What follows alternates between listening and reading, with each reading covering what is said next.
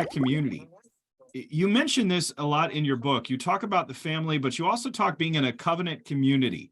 How do we go about emphasizing that today, especially in our digitized world?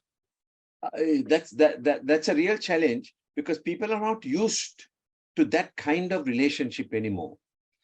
And I think I am convinced that every culture, when it moves away from certain biblical norms, sooner or later will sense its need for those norms again. So I think deep conversation, that kind of community, we are inalienably a communal people. God made us like that. It's not good for people to be alone.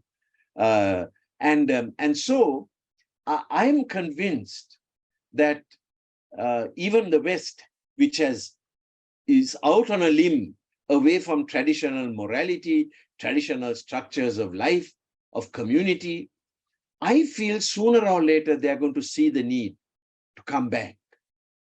And the church needs to be doing its work, so that when they look at the church, they see these people have what we are missing. And so I think we have to be proactive. Conversation is delightful if you're willing to give the time for it.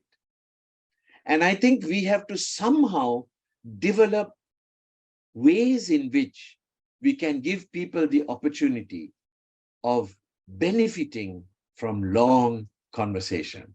I mean, Jesus would hide with his people, hide with his disciples, go to Gentile areas where he's not known, just so that he can be with his disciples. And I feel that deep down, people are yearning for that.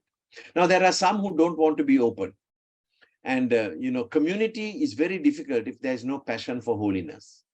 So we have to really pray that God will inculcate, that people will grow in their passion for holiness, because then they see that they are needy, that they need help, and they will reach out to others.